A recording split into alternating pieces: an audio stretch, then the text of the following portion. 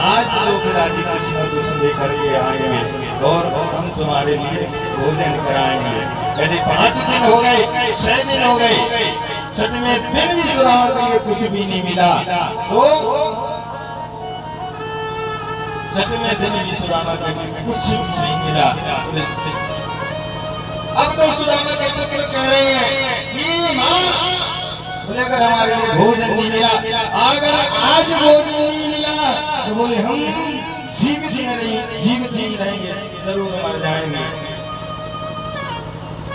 कहते 7वें दिन सुदामा जी सब भिक्षा लेने के लिए गए हैं, तो बोले 3 मुट्ठी चावल भिक्षा में मिले हैं। सुदामा जी लेकर के आए, सुशीला ने पकाए वो चावल और पका करके बोले आते ही पके थे कि बालक कह रहे भैया हमारे लिए जल्दी भोजन दे दे, हमारे लिए जल्दी भोजन दे दे। कहते वो चावल आधे ही पक पाए और आधे ही पक पाए और बोले बालक पूरे चावल खा लिए, बालक ने खा लिए और बोले बालक और मांग रहे मां और दो, हमारे लिए भूख लगी, अभी हम संतुष्ट नहीं हुए हैं। सुशीला ने कहा बेटे आज इतना भोजन मिल गया ना, अब बाकी का भोजन कल कराएंगे हमारे लिए। कहते हैं वो बालक मान गए। सुशीला पहुंची सुदामा जी के पास, तो सुदामा जी ने क्या कहा जानते हैं आप लोग? सुदामा जी ने कहा कि देवी अगर बालक से कुछ शेष बचा हो बुलाओ, हम भी भोजन कर लेते हैं।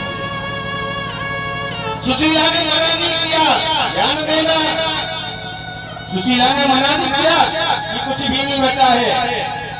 सुशीला ने कहा कि स्वामी अभी जाकर के देखती हूँ कि क्या बचा हुआ है। सुशीला गई, जाकर के देखी उस पात्र में एक चावल, सिर्फ एक चावल बचा हुआ था। उस चावल को लाई, अपने हाथ पर रखे हुए लाई, कहा स्वामी ये एक चावल शेष बचा है।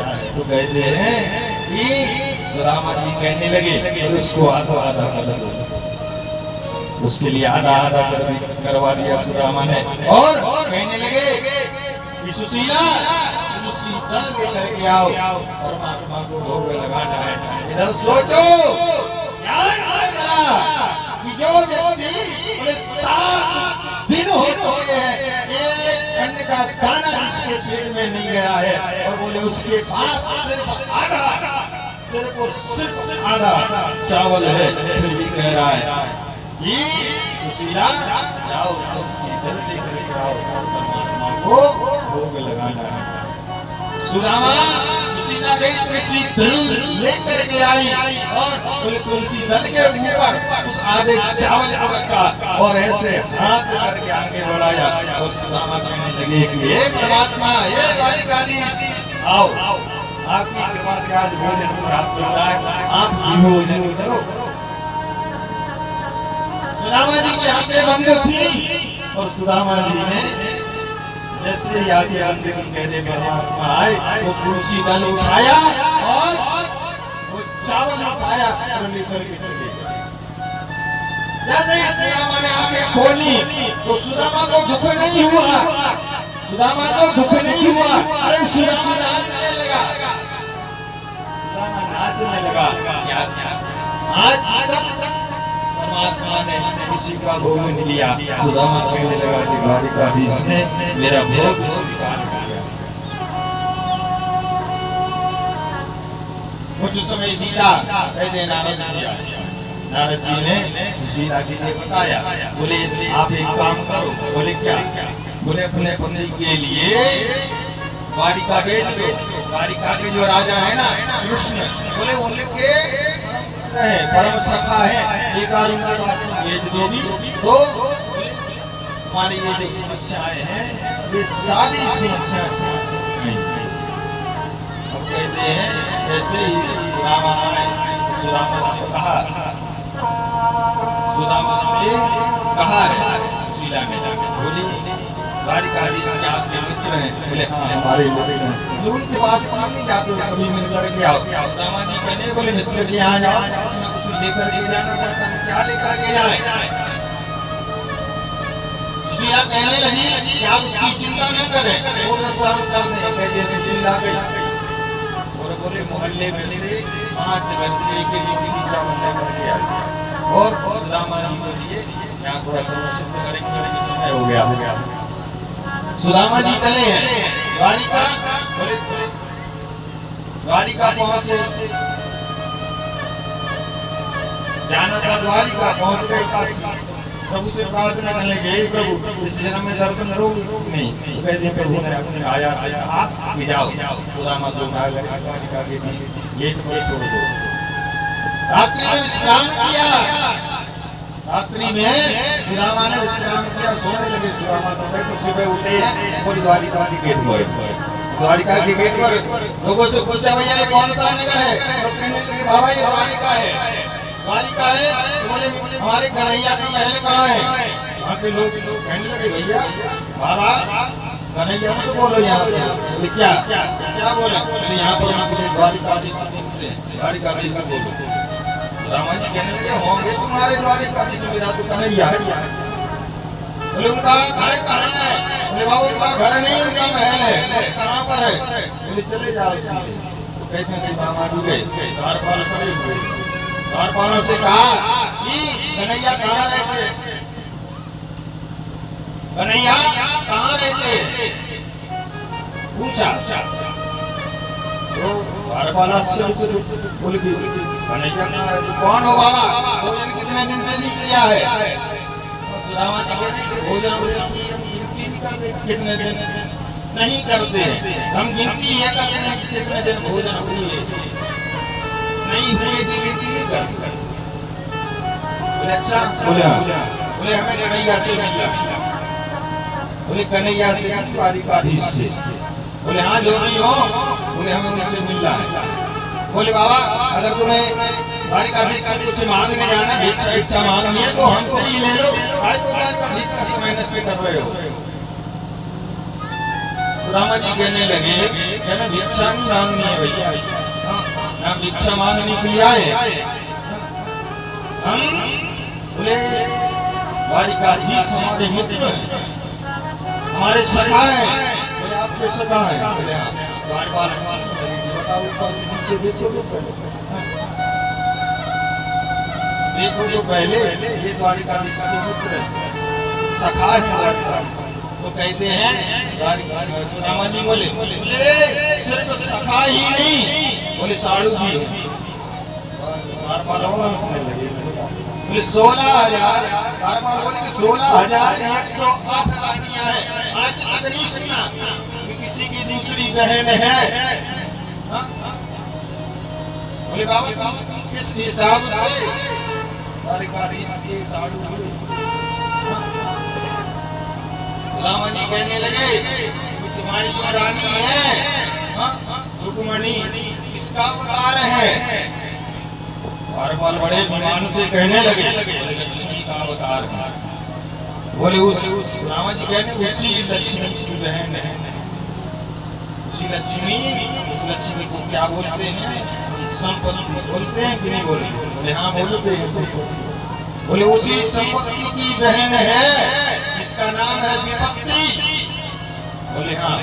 बोले तो बोले संसार की जितनी संपत्ति है वो मेरे कन्हैया के पास है कि नहीं है?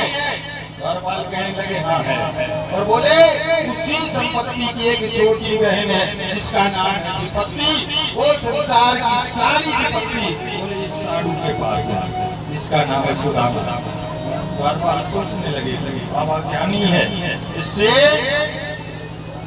उद्वेग करने से कोई जरूरत नहीं। सुदामा जी कहने बोले द्वारपालो उनका एक काम करो, जाओ और कन्हैया को सूचित करो। द्वारपाल और ठाकुर जी से कहने लगे अरे द्वारपालो, अरे द्वारपालो कन्हैया से कह दो इधर पे सुदामा करीब आया है। अरे द्वारपालो कन्हैया से कह दो इधर पे सुदामा करीब आ गया है।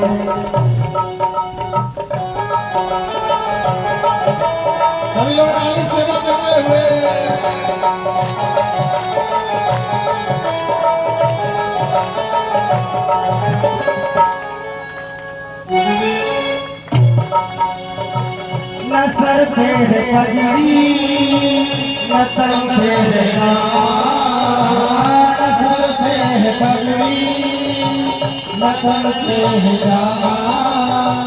बता दो कन्हैया को नाम है सुदामा, बता दो कन्हैया को नाम है सुदामा। सर पे है पगड़ी न तन पे है जामा, बता दो कन्हैया को नाम है सुदामा।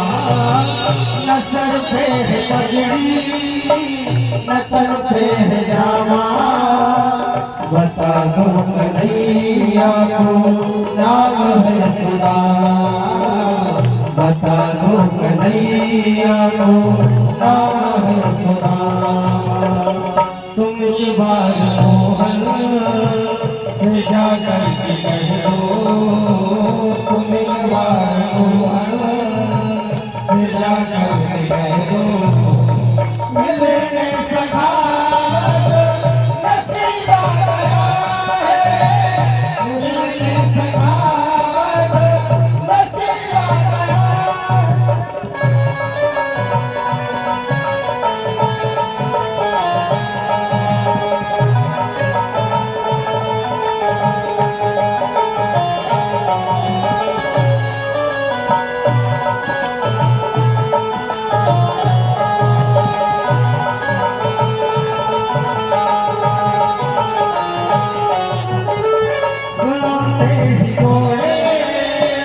चले आए मोहन, सुनते ही दौड़े चले आए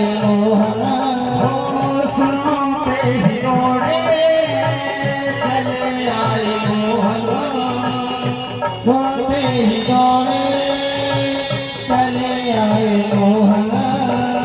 लगाया गले से सुदामा को मोहन, लगाया गले से सुदामा को मोहन। सुनते ही दौड़े चले आए मोहन, लगाया गले से सुदामा को मोहन।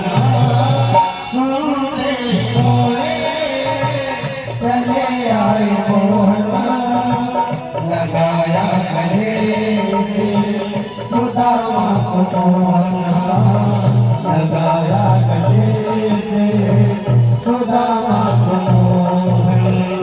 हुआ रुक्मणी को बहुत ही अचंभा, हुआ रुक्मणी को बहुत ही अचंभा।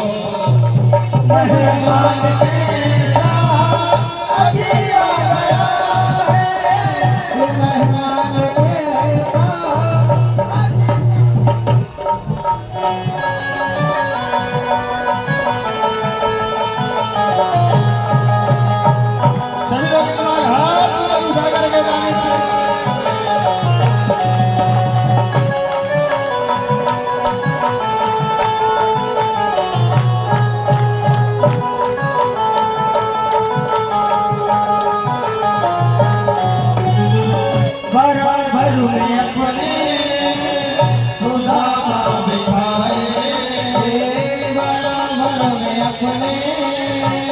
सुदामा बिठाए, बराबर में अपने सुदामा बिठाए, बराबर में अपने सुदामा बिठाए। चले आंसुओं से जान छुड़ाए, चले आंसुओं से जान छुड़ाए। बराबर सुदामा बिठाए, चले आंसुओं से जान छुड़ाए। ओ बराबर में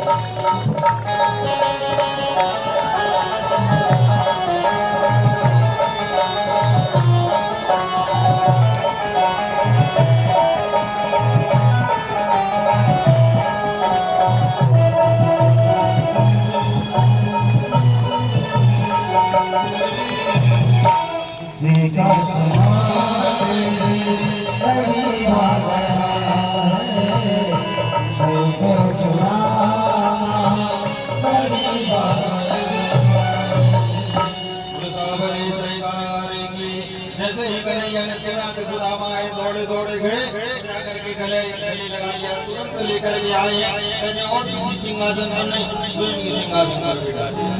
और सभी लोग आश्चर्यचकित हुआ कि ये कैसे मेहमान आए हैं। तो कहते हैं प्रभु ने रुक्मिणी से कहा ब्राह्मण देवता आए हैं, शरण दबाव की क्या?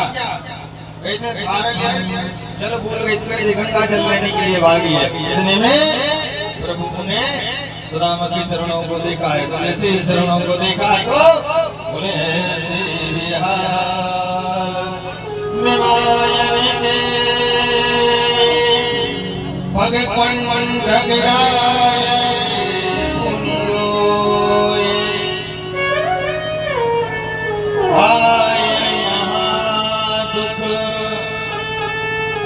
पाए सखा तुम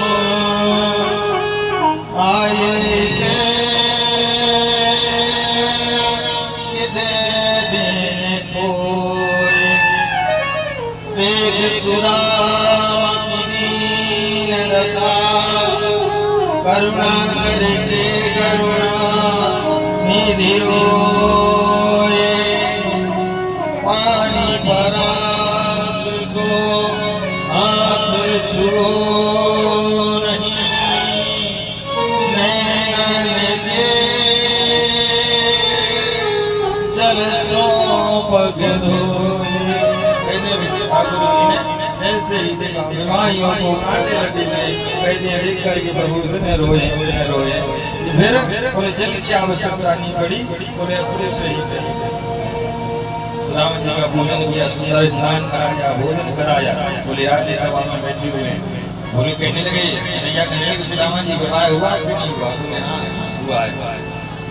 कन्हैया कहने लगे बताओ सुदामा जी आपने हमें विवाह में नहीं बुलाया। सुदामा जी कहने लगे भैया आपने कितने हुए? बोले हमारे 16,108 हुए। बोले हमारा तो एक ही हुआ, नहीं बुला पाए, भूल गए। तुम्हारे 16,108 हुए, एक याद ही मैं बुला रहा हूँ। कन्हैया समझ गए यहाँ तो बस जाएंगे, तो तुरंत ही कहने लगे बोले अगर विवाह हो गया था तो बोले कछु भाभी हमको दियो। बोले भाभी ने हमारे लिए कुछ ना कुछ जरूर भेजा होगा। तो कहते हैं सुदामा जी सोचने लगे वैभव को देख करके कन्हैया आगे ये बता हम ये पोटली मैली धुलेली सी पोटली क्या है, क्या को दिखाए? तो कहते हैं धक्का मारा सुदामा। बोले सुदामा तुम्हारी बच्ची में क्या था अभी थकनी नहीं।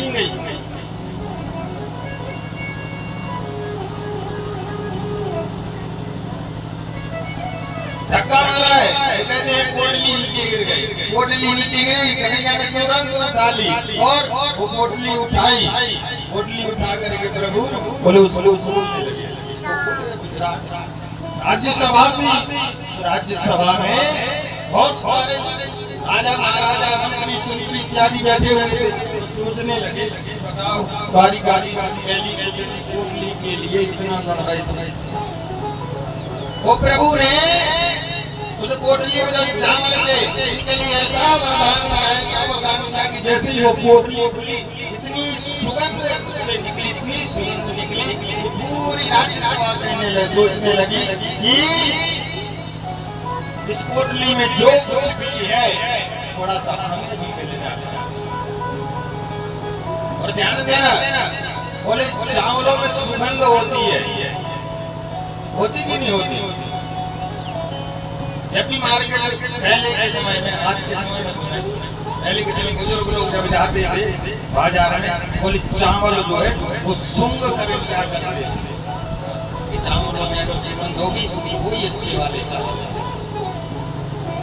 सभी राज्यसभा में जितने भी बैठे हुए सभी सोच रहे हैं कि हमारे लिए इस पोटली में क्या है, शायद हमारे लिए मिल जाता है। कहते प्रभु ने एक मुट्ठी चावल भरे हैं, एक मुट्ठी तंदूर भरे और पान कर लिए और मन में संकल्प किया कि जितना सुख एक एक के राजा को होता है इतना सुख मैं सुदामा को प्रदान करता हूँ। प्रभु ने तुरंत दूसरी मुट्ठी भरी और मन में संकल्प किया कि जितना सुख दोनों के राजा को होता है उतना सुख मैं सुदामा को प्रदान करता हूँ।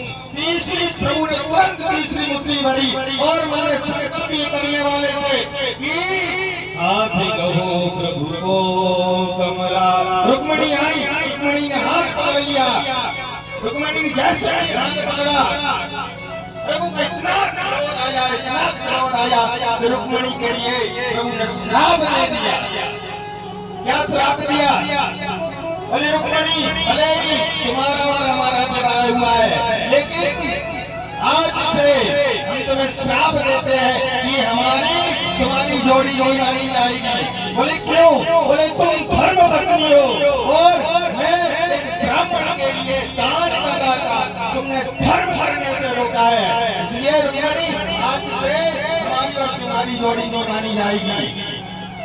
जोड़ी मानी जाएगी तो बोले राधा और कृष्ण की मानी जाएगी। बोले राधा कृष्ण की जोड़ी क्यों मानी जाएगी? बोले राधा कृष्ण की जोड़ी इसलिए मानी जाएगी कि जब मैं ब्रज को छोड़ करके आ रहा था, अगर राधा ना कहती मैं कृष्ण की औकात नहीं थी कि वो ब्रज को छोड़ करके आ जाए। जब मैं गया राधा के पास और राधा से कहा इस संसार के कल्याण के लिए राधा मुझे ब्रज को छोड़ करके जाना पड़ेगा, तो राधा ने क्या कहा था कि कन्हैया अगर तुम्हारे लिए संसार के कल्याण के लिए जाना है तो जाओ, चले जाओ। इस संसार के कल्याण के लिए राधा कृष्ण को दान करती है, इसलिए आज से रुक्मणी कृष्ण की नहीं, राधा कृष्ण की जोड़ी मानी जाएगी। और कारण यही है कि अभी तक शायद ही किसी ने देखा हो कि कहीं पर रुक्मणी कृष्ण का मंदिर है।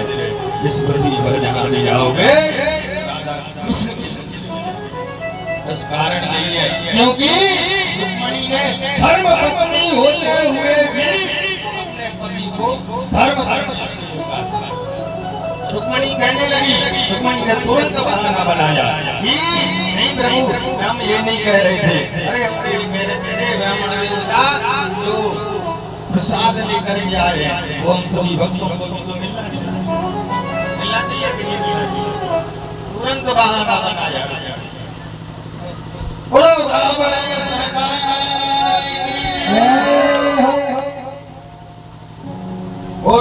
और क्या रहेगा? बोले सुदामा जी चावल ही लेकर के क्यों गए? सबसे पहली भाषा संस्कृत। मैंने बोला था 3 भाषा में बताऊं, तो सबसे पहली भाषा है कौन सी? संस्कृत। और संस्कृत में चावल के लिए क्या कहते हैं? क्या कहते हैं बताओ? अक्षत। सुदामा जी ने सोचा कि बोले हम अक्षत लेकर के जाएंगे। बोले अक्षत मतलब जिसका पुण्य कभी क्षय न हो, जिस चीज से वो ले जाने से बोले पुण्य कभी क्षय ना हो, बोले उसके लिए अक्षत लेकर के चलो। बोले शायद सुदामा जी से ये चावल लेकर के। दूसरी बात है हिंदी में क्या कहते हैं? चावल कहते हैं, चावल। सुदामा जी कह रहे हैं कि प्रभु आपके चरणों की कृपा के फल से हम चल करके यहाँ तक पहुंचे हैं, इसलिए आपको फल लेकर के आए। तीसरी भाषा कौन सी है? अंग्रेजी। अंग्रेजी का क्या कहते आगे लगा वो नहीं है।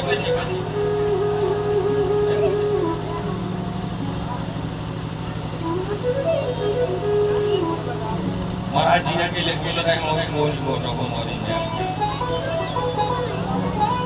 अंग्रेजी में कहते हैं चावलों के लिए राइस कहते हैं कि नहीं कहते? राइस कहते कि नहीं कहते?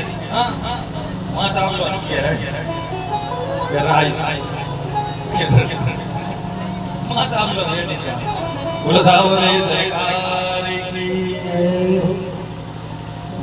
अंग्रेजी में कहते हैं राइस।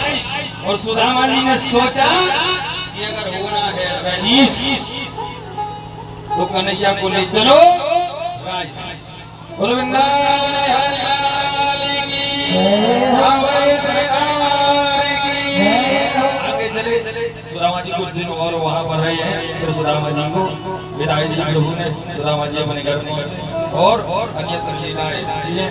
और जैसे सप्तम दिवस यहाँ पर हुआ और वो से वो बोले वहाँ पर बोले सुखदेव जी महाराज ने कथा विराम की और बोले आज कथा आपके ग्रह में विराम हो रही है। सुखदेव जी महाराज गए हैं। जैसे ही सुखदेव जी महाराज ने तक्षक नाम का सर्प आया और बोले तक्षक के जैसे परीक्षित का शरीर मिला है। परीक्षित ने अपने प्राण ब्रह्मरुद्र में समाहित कर दिए थे। परीक्षित के लिए दशा है उस तक्षक ने। परीक्षित की मृत्यु हुई। जन्मेजय को गुस्सा आया, उसने सांपों को भस्म करने वाला यज्ञ प्रारंभ किया। बोले उसमें सांपों की कई प्रजातियां समाप्त हो गई और अंत में श्रीमद् भागवत में व्यास महाराज ने लिखा है कि नाम कीर्तनम यस्या, बोले परमात्मा का नाम, बोले कलियुग में परमात्मा का नाम भजन स्मरण करने से ही कल्याण होगा। श्रीमद् भागवत कथा विराम होती है।